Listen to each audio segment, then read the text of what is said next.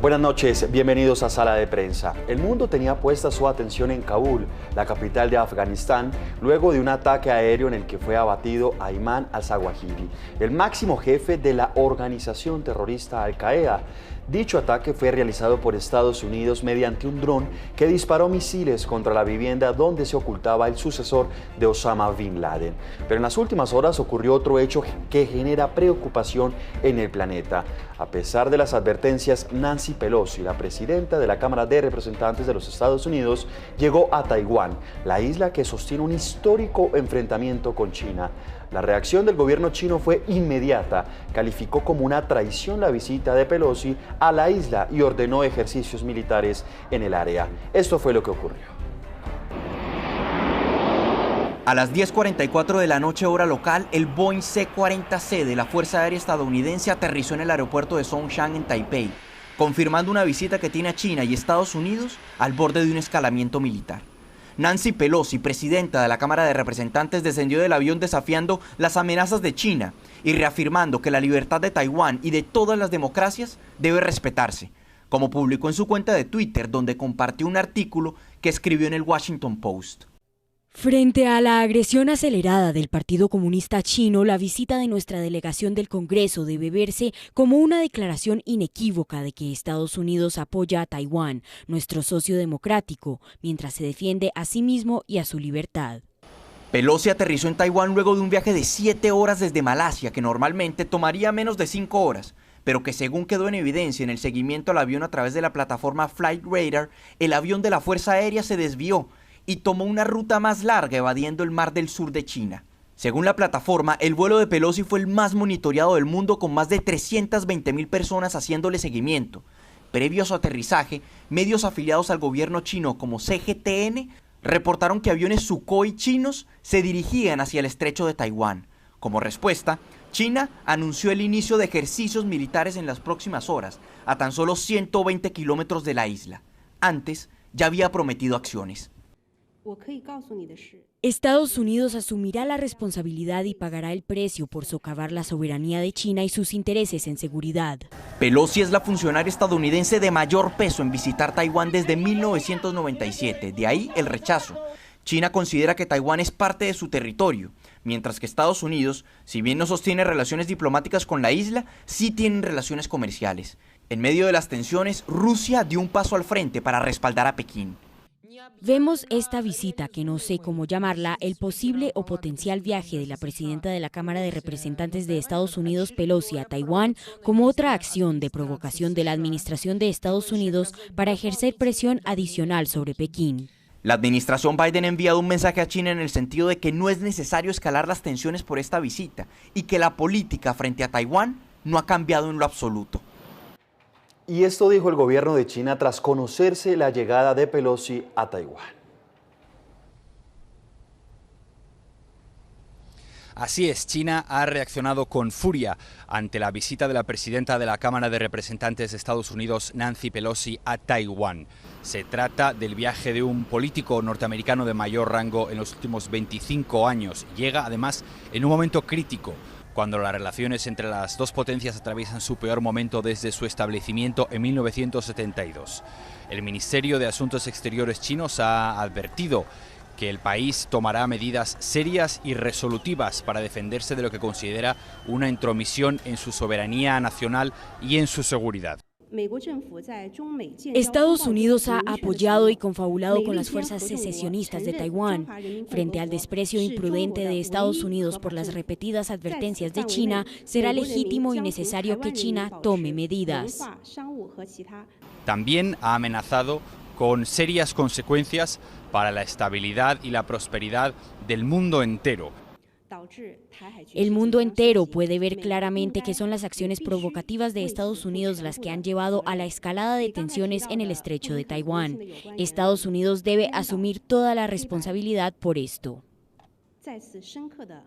La semana pasada, durante la conversación telefónica entre Joe Biden y Xi Jinping, el presidente chino ya advirtió a su homólogo estadounidense de que quien juega con fuego se acabará quemando. El ejército chino ha iniciado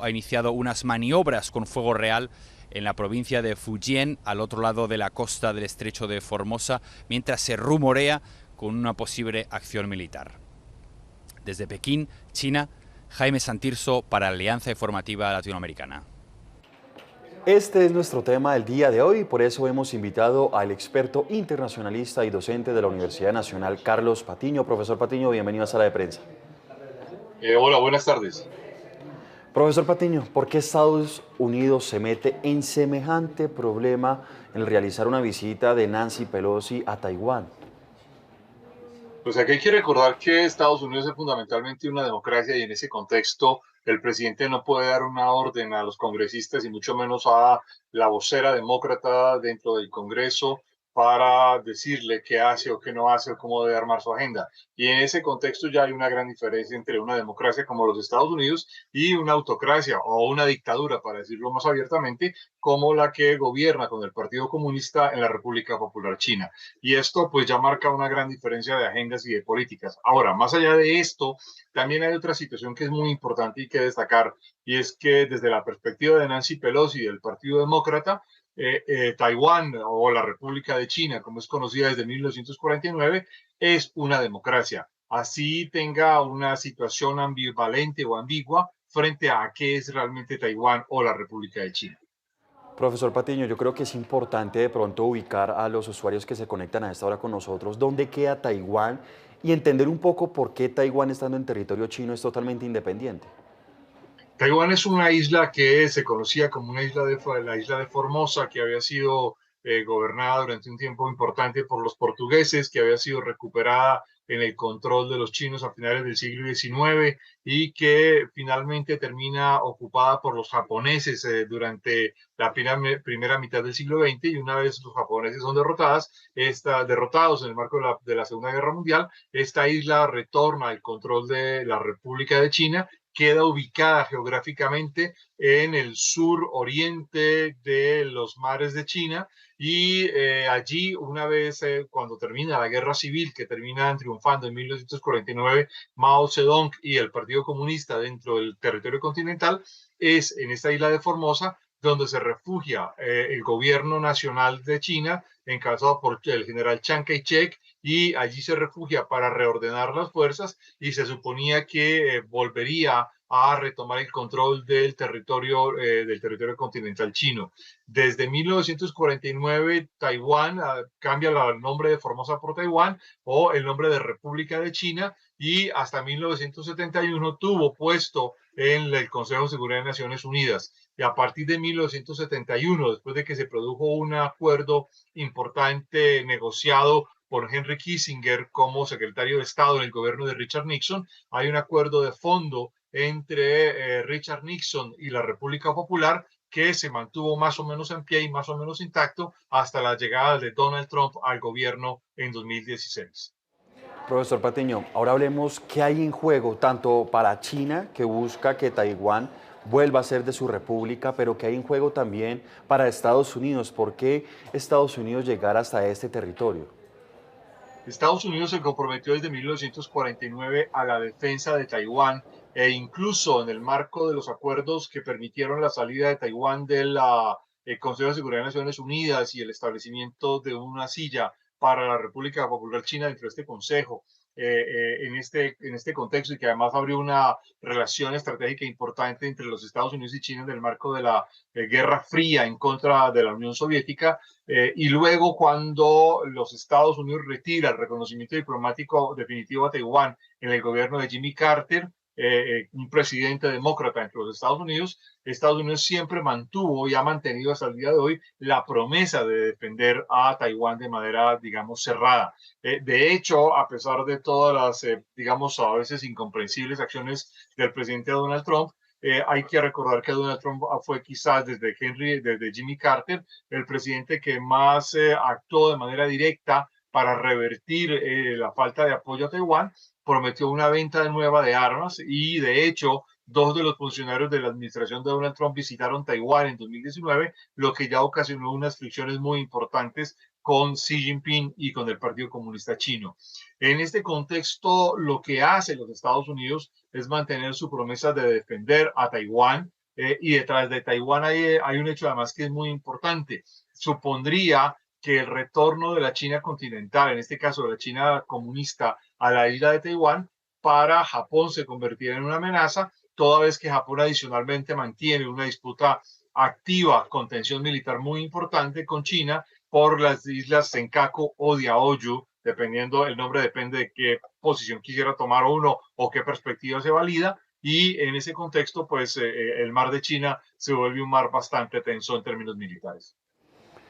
Profesor Patiño, ahora hablemos de ese ajedrez geopolítico, porque acá de pronto se pueden registrar algunas afectaciones tanto políticas y diplomáticas, como ya lo hemos visto, pero también comerciales. Estados Unidos también depende de mucho comercio chino y viceversa. ¿Qué efectos podría generar esta tensión que se está dando en las últimas horas? El desacople de la economía norteamericana y China realmente es muy difícil, como se vio durante el gobierno de Donald Trump cuando se intentó hacer una especie de ruptura de los grandes acuerdos comerciales y romper las grandes economías. A su vez, China ha progresado tecnológicamente de manera sobresaliente e incluso en términos científicos, en parte debido a la cooperación que se ha establecido con los Estados Unidos y además a una muy fuerte inversión en desarrollo científico-tecnológico desde el gobierno de Deng Xiaoping a partir de 1977 y en ese contexto pues hay digamos una especie de engranaje muy fuerte entre las dos economías. Ahora, Taiwán tiene una economía bastante destacada para el tamaño, para ser un país de menos de 25 millones de personas, tiene una economía por encima de los 581.000 millones de dólares en términos de Producto Interno Bruto y en ese contexto Taiwán también tiene un muy fuerte desarrollo tecnológico. De hecho, gran parte de los chips que se utilizan, los microchips que se utilizan en la industria automotriz, por ejemplo, o en la industria de computadores, proviene de Taiwán, que fue uno de los grandes afectados durante la pandemia. Y en este contexto, pues aquí en términos comerciales, lo que estamos viendo es una especie de reestructuración de las tendencias globales económicas. Hay que recordar que la República Popular China es en las últimas 4 décadas el mayor mercado del mundo para todo tipo de productos y a su vez China ha pasado de ser un centro de producción de mano de obra barata a ser uno de los grandes centros de desarrollo tecnológico del mundo contemporáneo. En este contexto, pues estamos frente a un panorama realmente muy complejo que adicionalmente esta tensión de Taiwán, esta tensión que se crea con la visita de Nancy Pelosi a Taiwán, pues se suma a la inestabilidad que corre a través de la guerra de Ucrania. En materia económica, ¿qué afectaciones podemos de pronto percibir en los próximos días, en las próximas horas, teniendo en cuenta pues también que Estados Unidos está pasando por una situación económica bastante difícil? ¿Usted cree que de pronto puede haber una caída del dólar? ¿Qué efectos podría generar esta tensión? Pues realmente no me atrevo aún a decirlo de esa manera y habría que esperar las próximas horas cuáles van a ser las medidas del gobierno chino. En todo caso, es muy posible que el gobierno chino tome medidas de fondo serias. Entre ellas hay que recordar que tanto las empresas inversoras públicas chinas son parte de los mayores tenedores de bonos y de deuda norteamericana, junto con una parte importante del capital financiero japonés. Y en ese contexto, China tiene en sus manos una parte importante de la deuda interna e incluso de la deuda externa de los Estados Unidos, lo que obviamente podría aumentar la situación de inestabilidad financiera norteamericana. Y en ese contexto, adicionalmente, hay que recordar que durante las últimas 3 o 4 décadas, mucha de la producción industrial que se consume en Estados Unidos es una producción industrial que se produce en la China y que obviamente es lo que algunos han planteado como la necesidad de revertir esos nexos de la globalización para una reindustrialización de los Estados Unidos. Realmente hay que estar expectantes de qué van a hacer en las próximas 12 horas el gobierno popular, el gobierno de la República Popular China, y eso nos podría dar un indicador. Hasta este momento hay una gran expectativa y obviamente tratar de entender cuál va a ser el impacto sobre la economía de los Estados Unidos. Profesor Patiño, pues tenemos claro que Nancy Pelosi hace parte del Congreso de los Estados Unidos, presidenta de la Cámara de Representantes, demócrata, pero el presidente Biden dio el visto bueno para esta polémica visita porque prácticamente es una Cámara totalmente independiente pues al gobierno Biden, pero el gobierno estadounidense habría dado el aval para que ella visitara o pisara suelo en Taiwán. Pues la verdad es que ahí hay unas relaciones de autonomía del Congreso muy importantes con respecto al presidente. la presidenta del Congreso, Nancy Pelosi, la vocera de los demócratas, tiene la posibilidad de decidir su propia agenda, pero además aquí hay que recordar que es posible que haya habido una especie de aceptación silenciosa del presidente Biden, en el sentido en que además estamos frente a una agenda política interna de los Estados Unidos muy compleja, en la que Nancy Pelosi revitaliza con esta visita la capacidad de acción del Partido Demócrata frente a una contraofensiva de Donald Trump que amenaza con volverse a presentar como candidato oficial del Partido Republicano. En un momento de crisis muy importante para el gobierno Biden, en un momento de muy baja aceptación popular de su gobierno, de crisis económica y obviamente frente a una especie de falta de progreso y contundencia real de Ucrania para parar digamos, el avance territorial que ha tenido Rusia dentro del territorio ucraniano en el sector oriental. En este contexto, pues realmente esta es una acción política que tiene muchos matices y uno de esos matices es la política interna entre los Estados Unidos. Profesor Patiño, en ese orden de ideas, entonces, el presidente Biden debería pronunciarse porque prácticamente por una decisión autónoma de la Cámara y el Congreso de los Estados Unidos, prácticamente le toca responder tanto al gobierno estadounidense y a sus ciudadanos. Pues la verdad es que en una democracia como los Estados Unidos, el gobierno asume la conducción del Estado, incluso en aquellos casos de ley en los que la Constitución prevé la autonomía de los poderes, en este caso el poder legislativo en el Congreso, tanto Senado como Cámara de Representantes, o la autonomía de los jueces y la Corte Suprema de Justicia. Y en ese contexto, pues es la estrategia de seguridad nacional y la estrategia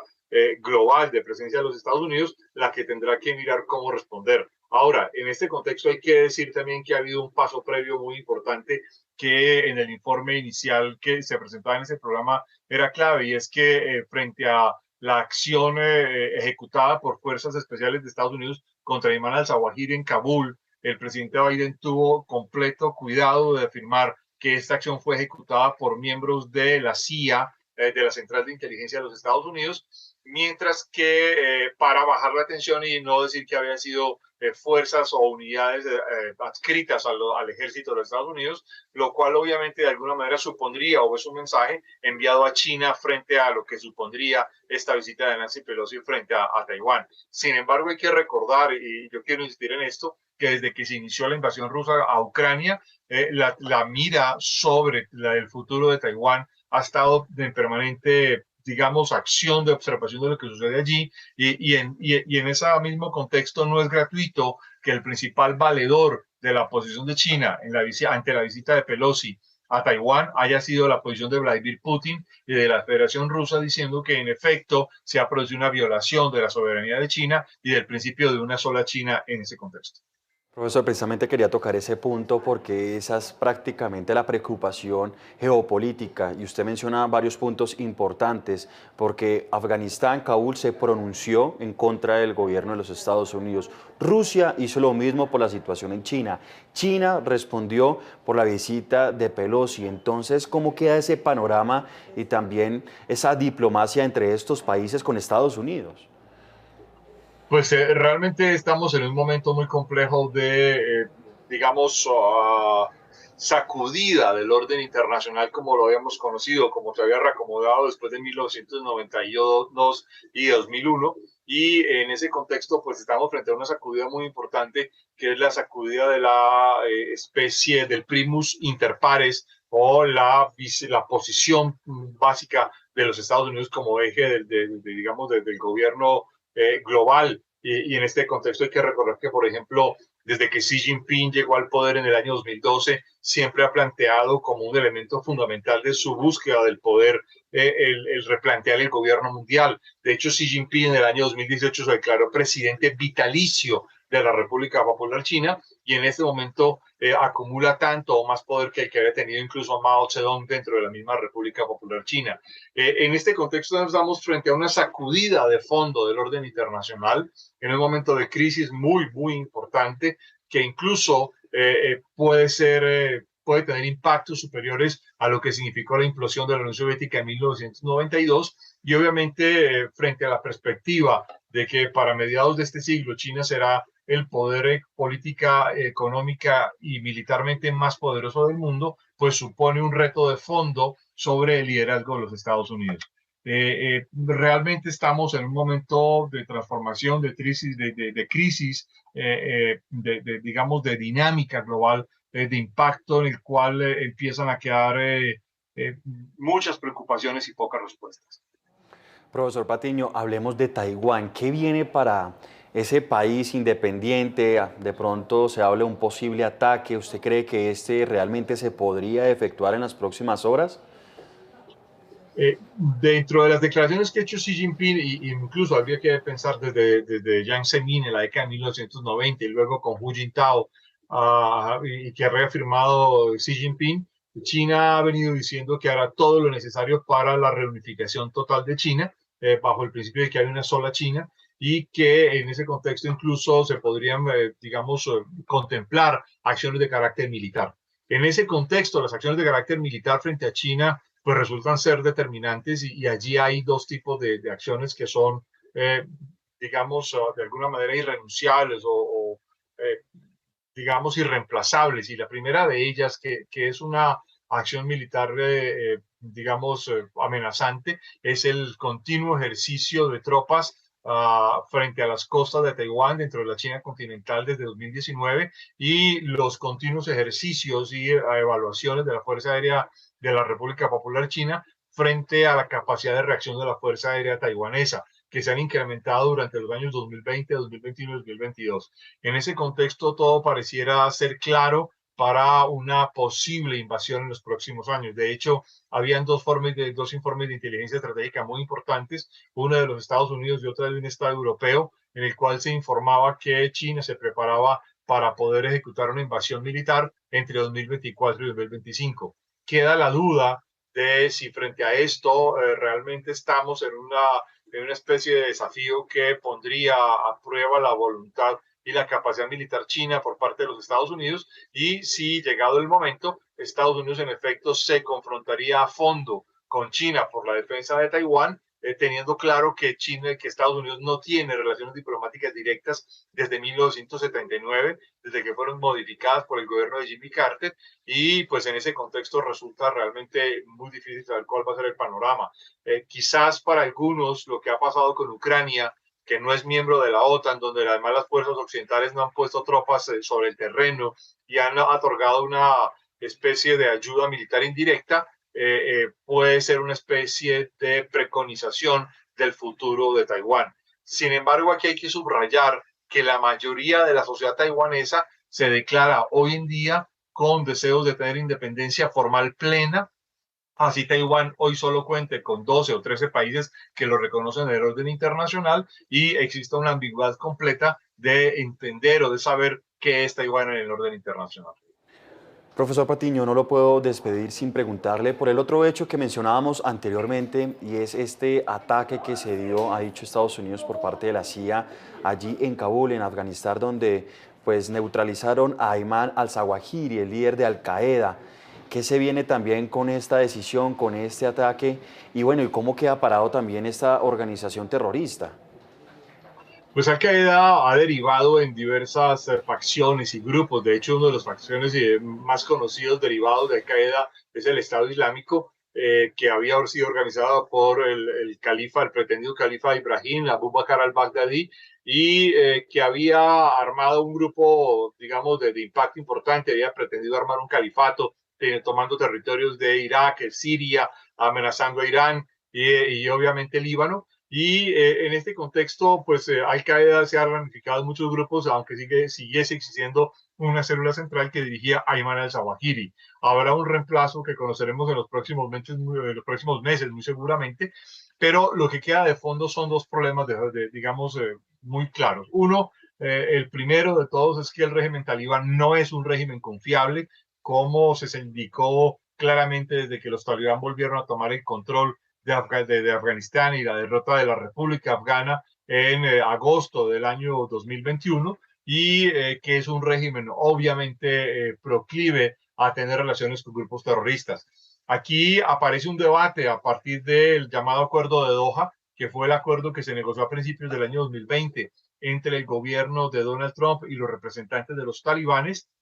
y que de alguna manera sirvió como acicate para el debilitamiento de la República Afgana, la desmoralización de las fuerzas militares afganas, y obviamente a partir del cual los talibanes, con el apoyo de algunos emiratos, empezaron a tener un papel muy fuerte frente a, en términos militares, frente a combatir al ejército desmoralizado de la República Afgana. Y en ese contexto,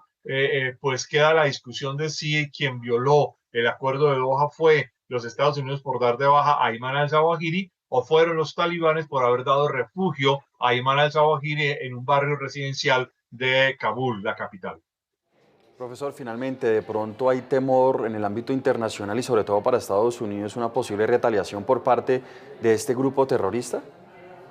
En efecto, a partir de que se conoció la noticia del ataque y la eliminación de Ayman al-Zawahiri por parte de la inteligencia norteamericana, pues lo que estamos en es un momento de alerta mundial sobre terrorismo, en un ataque que puede darse en cualquier parte del planeta, en una retaliación directa. Y aquí habría que recordar el ataque al consulado de los Estados Unidos en Benghazi, Libia, en el año 2012, que dio a la muerte con el embajador de Christopher, se me acaba de olvidar el apellido en este momento, pero esto, por ejemplo, es un recordatorio de la posibilidad de un ataque en cualquier lugar en el que hayan intereses o representación de los Estados Unidos, como también sucedió, por ejemplo, en 1998 por parte de Al-Qaeda en las embajadas de Tanzania y Nigeria de los Estados Unidos. Pues bastante tensión tiene en estas últimas horas Estados Unidos, a nivel internacional también se esperan y hay expectativas, como usted lo ha dicho, a ver qué sucede tanto allí en China, pero también cuál puede ser la posible retaliación por parte de este grupo terrorista. Profesor Carlos Patiño, muchas gracias por estar con nosotros aquí en Sala de Prensa. A ustedes, muchas gracias, muy amables. Y a ustedes también gracias por estar conectados con nosotros. Hasta aquí, Sala de Prensa. Sigan conectados con la programación de Noticias Caracol Ahora. Feliz noche.